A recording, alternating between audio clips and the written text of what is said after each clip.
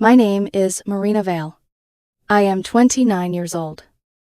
And I was folding baby clothes when my boyfriend Ethan dropped the bomb that he thought would destroy me. The tiny onesie in my hands was yellow, covered in little ducks, soft enough to make any normal person ache with tenderness. It had been bought for twins who were not mine, carried by a woman who had been circling my relationship like a storm cloud for almost a year. Her name was Lila, Ethan's ex-girlfriend, 8 months pregnant. Twins. A belly so round and obvious that everyone around her had started treating her like a fragile saint instead of a woman who had made a series of calculated choices. Ethan stood across from me in my living room, with that rehearsed look people get when they have practiced hurting you in the mirror. "Marina," he said, voice low and solemn. "We need to talk about the babies." I kept folding the onesie. "What about them?" He swallowed. "They're mine." The fabric slipped slightly between my fingers. Not because I was shocked, because I was trying very hard not to smile. "I've been seeing Lila again," he said. "It started before we knew she was pregnant. And now, I want to be with her. She needs me. The twins need me. I'm choosing their real family." There it was. The speech. The noble sacrifice. The tragic lover. The man stepping into destiny. Except Ethan had no idea I had known for 6 weeks that something was wrong. He had no idea that the paternity paperwork he thought was hidden had already been photographed, copied, and locked in a folder on my laptop. And he definitely had no idea about the plot twist sitting quietly underneath all of it. Because Ethan was wrong about who the father was, I placed the folded onesie on the coffee table and looked up at him. "Best decision ever." His face went blank. "What?" I said. "Best decision ever," I repeated. "When do you want to move out?" "Marina." "Did you hear me?" "Yes. Lila is pregnant with my twins." "No," I said calmly. "You believe Lila is pregnant with your twins?" His eyes narrowed. "What is that supposed to mean?" "It means you made your choice. So go make it fully."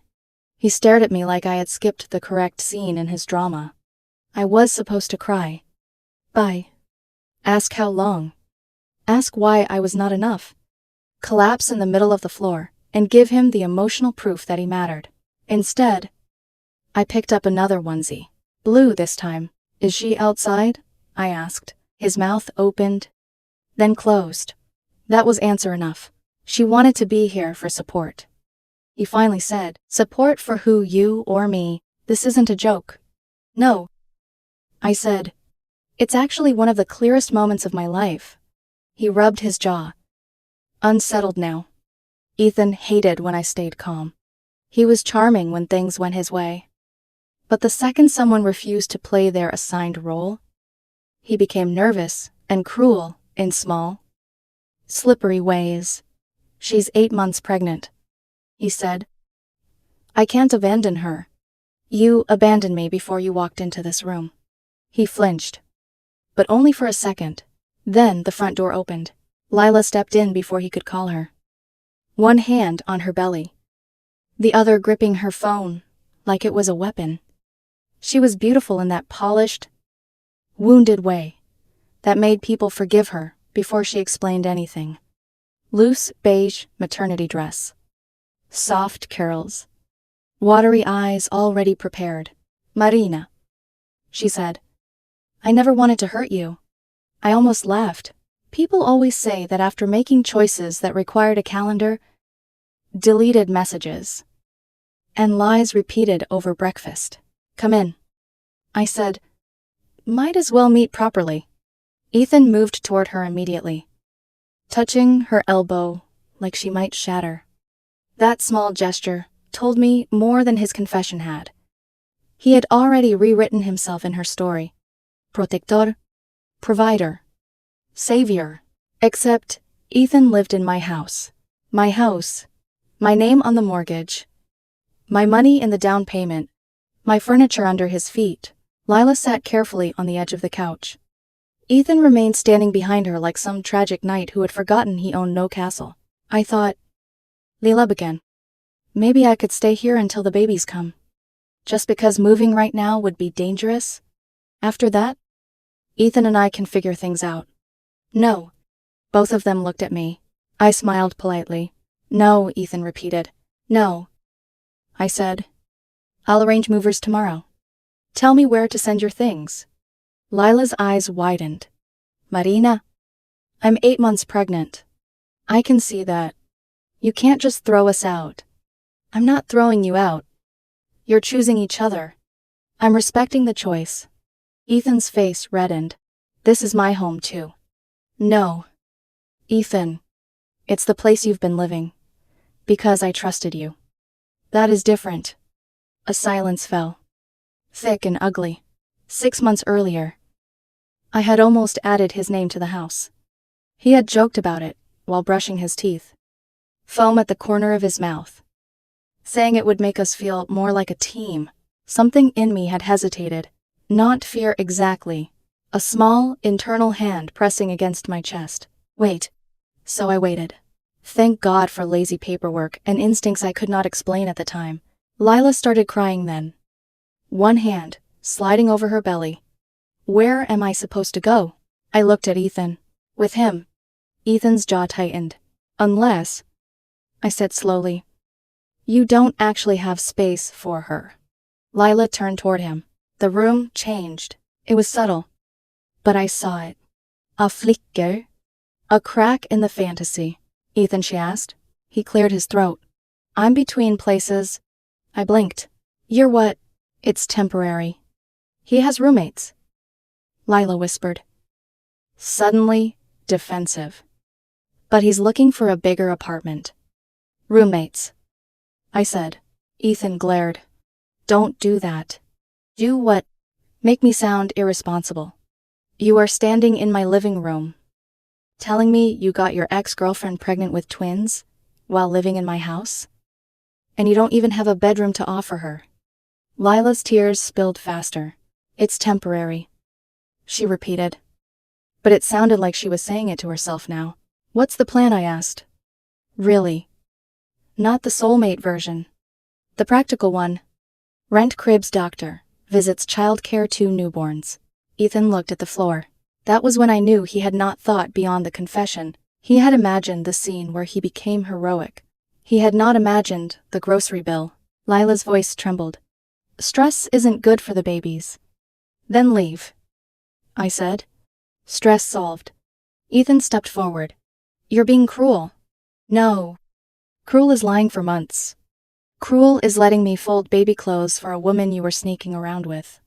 Cruel is walking into my home and asking me to subsidize your betrayal, because reality is inconvenient. Lila sobbed quietly. Ethan's expression hardened. The universe brought us back together. That one almost broke me. Not emotionally, comedically. The universe, I asked? He lifted his chin. Some connections don't go away just because people move on. I'm literally not stopping your connection. I said, take it. Feed it. Pay rent with it. His mouth tightened. Marina? Please. Lila whispered. Just until the birth. No. You loved him. I loved who I thought he was. Ethan looked wounded by that. Which was impressive, considering he had arrived with his pregnant ex-girlfriend and a speech about destiny. I stood and picked up my phone. Movers come tomorrow at noon. Ethan. Pack whatever is yours. Lila. I recommend calling your mother. You'll regret this. Ethan said, no. I said, looking at both of them, this is the first thing I haven't regretted in months. They left an hour later, Lila crying, Ethan pale and furious. The second the door closed, the house became so quiet, I could hear the refrigerator humming in the kitchen. I stood there among the folded baby clothes, staring at the little yellow ducks. For one sharp second, grief rose in me anyway. Not for the twins, not for Ethan. For the version of my life I had been building with someone who had already left it in secret. Then I walked to my desk, opened the drawer, and took out the copied paternity paperwork. Ethan's name, Lila's name, A probability that looked convincing, until you compared it to the dates I had already written down. Because the dates were wrong. The reunion weekend was the key. Brendan was the key. And Ethan had just walked out, believing he was the father of children who were about to blow up every lie Lila had told. I poured myself a glass of wine, sat down at the kitchen table, and started making a list of everything Ethan owned. By midnight, his clothes were in trash bags by the door. By morning, his mother had called twice, and by noon, Lila's mother would begin the first wave of guilt. But none of them knew what I knew. Not yet. The calls started before the movers even finished, carrying Ethan's last box to the truck. The first one came from Lila's mother, Lorraine, the same woman who had hugged me every Christmas. Insisted I was already family. And once spent an entire afternoon helping me choose paint colors for the nursery she assumed would eventually hold my children. Now her voice carried nothing but accusation. Marina, how could you do this? I leaned against the kitchen counter, watching the empty closet where Ethan's clothes had been less than an hour earlier. Do what? Throw out a pregnant woman? I didn't. You forced her into this. No. Lorraine. Lila made her decision. I simply accepted it. You don't abandon family over mistakes. I closed my eyes for a second. She's not my family. Silence. Then she lowered her voice, as though reason might suddenly work. Those babies deserve stability. They deserve the truth. They need Ethan. They need whoever their father actually is. Another pause. You know Ethan loves them. Love doesn't pay rent. He'll figure it out. I sincerely hope he does. Her tone sharpened. You have a good job. A house.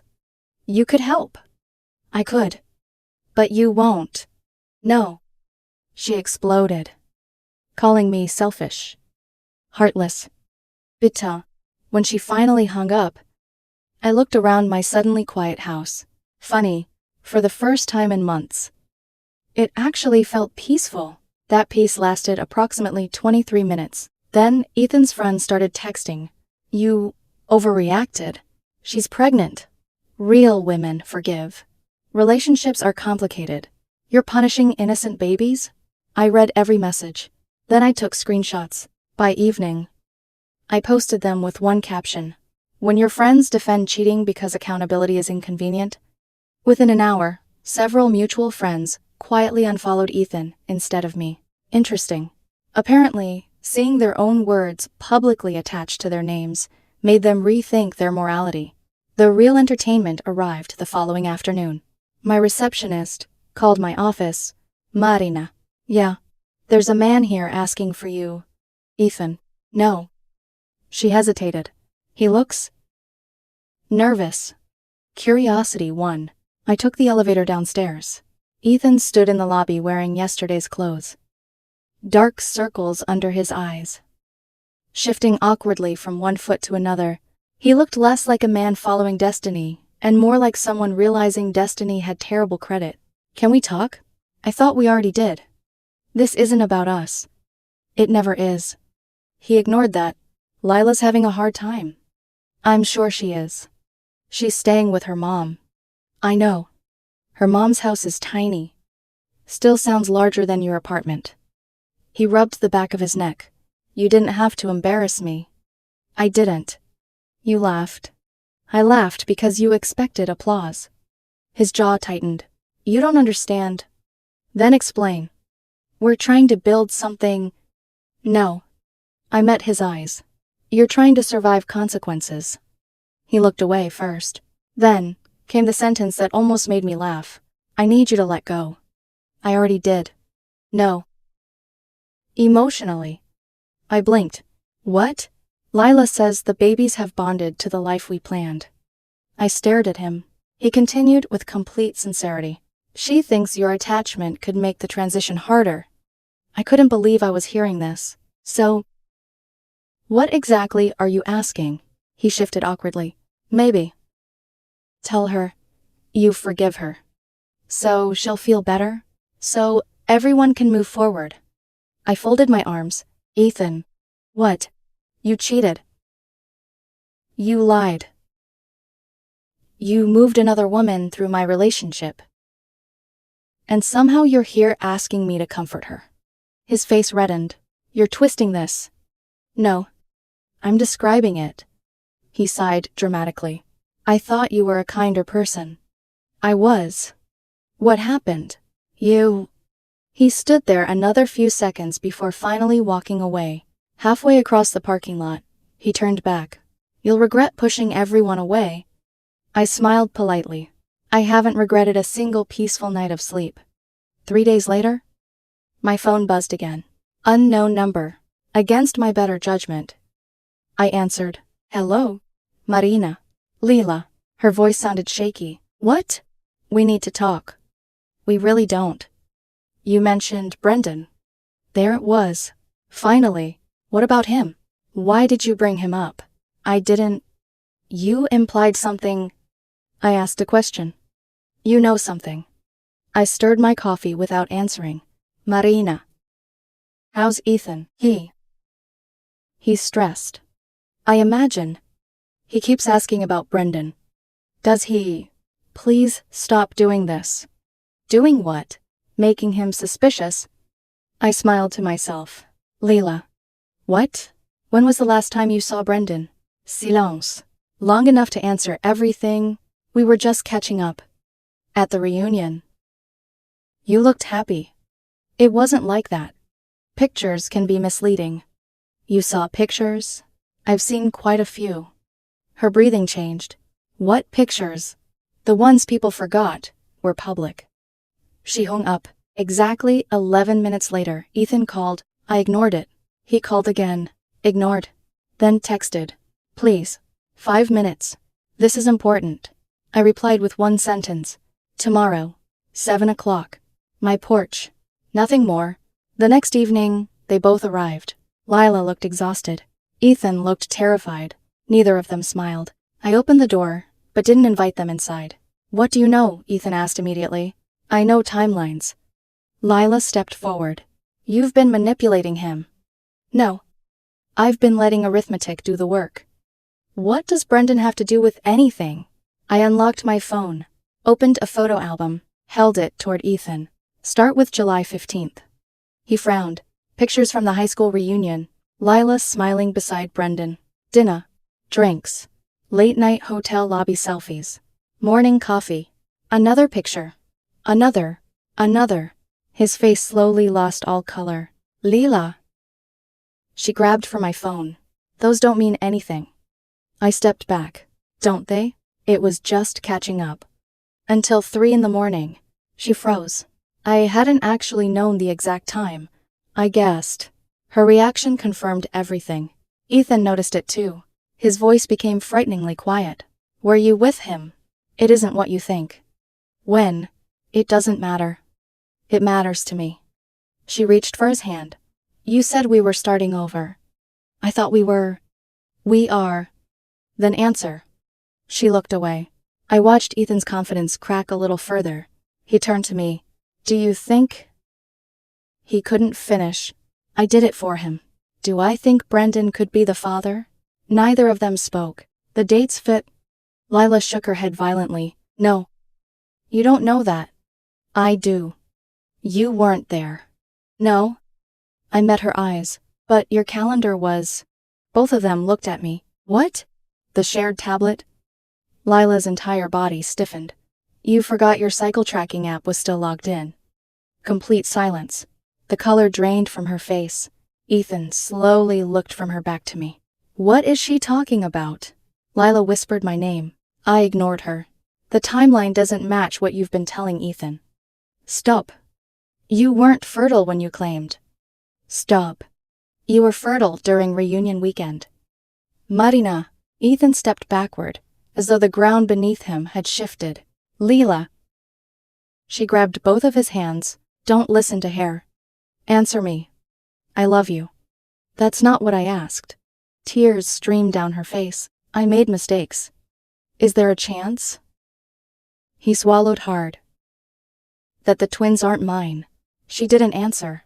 That silence echoed louder than any confession. Finally she whispered. You don't trust me. His expression broke. That's not a no. Nobody spoke for several seconds.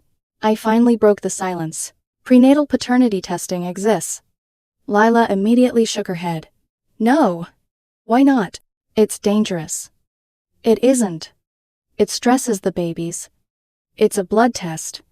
She looked desperately between us. You two are trying to destroy me. No, I said quietly. The lies are doing that. Ethan stared at her with eyes I barely recognized. If they're mine. They are. Then you'll take the test. She stepped backward. I don't need to prove anything. He closed his eyes. When he opened them again, something inside him had changed. If you refuse. His voice cracked. I'll have my answer. Lila burst into tears. You can't do this. I think, he said softly. You already did? He turned and walked away from my porch. She screamed after him. Then she spun toward me with pure fury burning through her tears. You ruined everything. I looked at her calmly. No. You built everything you're standing in. She stared at me with hatred so raw it almost looked painful. Then she climbed into her car and drove away. I watched the taillights disappear down the street.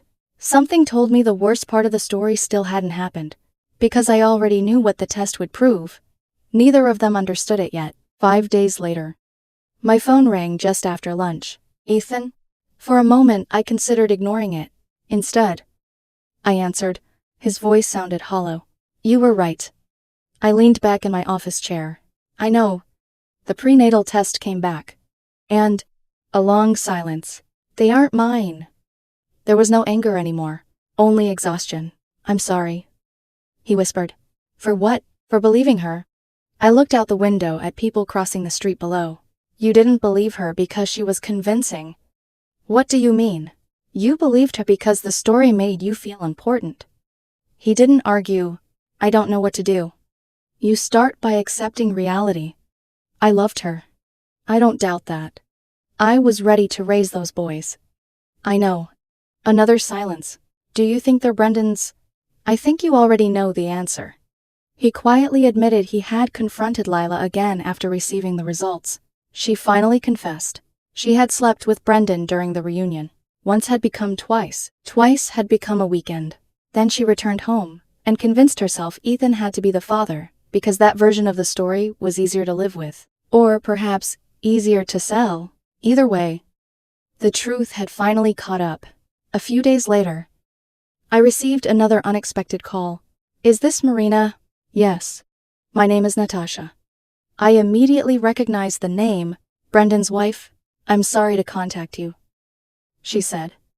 But I think we're connected by the same disaster. We met the following afternoon at a quiet coffee shop. She looked composed in the way only deeply hurt people sometimes do. Perfect makeup, perfect posture, eyes that hadn't slept. She placed several receipts on the table. Hotel charges, restaurant bills, breakfast, parking. Every receipt carried the dates of the reunion weekend. He told me he was sharing a room with his friend Craig. I studied the papers. Craig must have enjoyed those candlelit dinners. For the first time all afternoon. She laughed. It lasted barely 2 seconds before disappearing again. I'm 4 months pregnant. I'm sorry. We reconciled 2 weeks after that reunion. I nodded slowly. So while he was promising me a fresh start, he was sleeping with Lila. She looked down at her untouched coffee. I confronted him. And he admitted everything. She closed her eyes briefly. He begged me not to leave. What are you going to do? I honestly don't know. I respected her for saying that instead of pretending certainty. Then she asked the question everyone eventually asked. What happens to Lila now? I imagine reality. Natasha gave a tired smile. I suppose that's finally arrived. Before leaving, she reached across the table. I know this sounds strange. What? Thank you. I frowned. For refusing to play along. She stood. If you hadn't questioned the timeline, I never would have known who my husband really was. After she left, I sat there for several minutes, not feeling victorious, just strangely relieved. Truth hurts, but lies destroy entire lives. A week later, the twins were born. 2 healthy little boys. They had done nothing wrong. None of this belonged to them. Brendan reluctantly acknowledged paternity after another DNA test. His lawyer negotiated child support almost immediately. He wanted financial responsibility. Nothing more. Natasha stayed with him, under conditions so strict, they sounded almost contractual. Marriage counseling. Post-nuptial agreement. Complete transparency. Whether it would last wasn't my business. Meanwhile, Ethan tried to stay. For exactly 1 week. He visited the hospital, held one of the babies, changed a diaper, lost an entire night's sleep. Then, reality crushed the fantasy he'd built around himself. He called me one evening. I can't do it. I know. I thought love would be enough. It rarely is. I don't even know who I was trying to save anymore. I didn't answer, because I suspected he finally understood. He wasn't rescuing anyone. He had been trying to rescue the version of himself that wanted to feel indispensable. He quietly disappeared from Lila's life. After that, no dramatic goodbye, no speeches about destiny, just silence. Lila moved back into Lorraine's house permanently. Her mother became the one waking up every 3 hours, preparing bottles, rocking, crying babies, scheduling pediatric appointments. Reality had little interest in romance. About 3 weeks after the birth, I found Lila sitting in her car outside my house. She looked thinner, paler, older. Motherhood and regret had arrived together.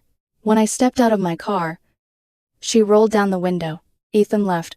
I heard, "I'm alone." No. My mom's exhausted. I believe that. She climbed out slowly. The twins weren't with her. I need help. I waited.